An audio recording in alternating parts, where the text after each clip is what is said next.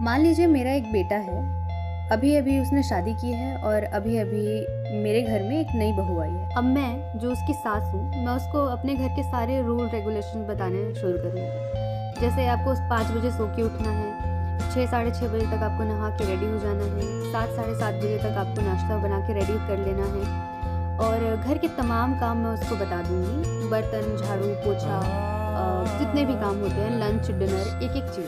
साथ में मैं उससे ये भी एक्सपेक्ट करूँगी कि वो हर समय साड़ी पहन के रहे, चाहे मौसम कोई भी हो, ठंडी, बरसात, गर्मी, मुझे कोई फ़र्क नहीं पड़ता है और आपके सर पे हमेशा घूंघट रहना चाहिए। मैं उसको बताऊँगी कि उसको बड़ों के सामने सोफ़े पे, कुर्सी पे, बेड पे नहीं बैठना है, उसको ज़मीन पे बैठना है। घर से बाहर नहीं निकलना है और घर से बाहर अगर कहीं जाना है तो परमिशन लेके ही जाना होगा। अगर उसको उठने में कभी देर हो जाती है तो मैं इस बात की शिकायत अपने बेटे और अपने पति से करूँगी और इस बात को आधे दिन का मुद्दा बना दूँगी। वो मेरे पास आएगी, अपने मन की बात बताएगी, अपने सपनों के बारे में बताएगी तो मैं उसे बहुत ही रूडली इनकार वाले टोन में ताना मार दूँगी।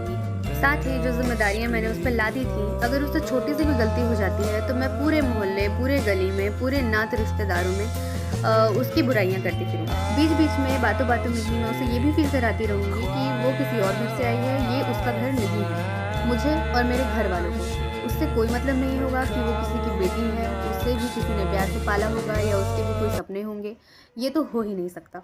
उस समय बीतता जाएगा, मेरी बहू सहती जाएगी। एक दिन जब उसका ओवर हो जाएगा, तब वो अपना गुस्सा निकालेगी किसी भी तरीके से, चिल्ला के, मुझे उल्टा जवाब दे के, घर वालों को उल्टा जवाब दे के या मेरे बेटे से लड़ के। फिर मैं उसकी सास, मैं कहूँगी कि मेरे बेटे का और हमारा तो पूरा भाग्य ही खराब हो गया ऐसी बहू पाके।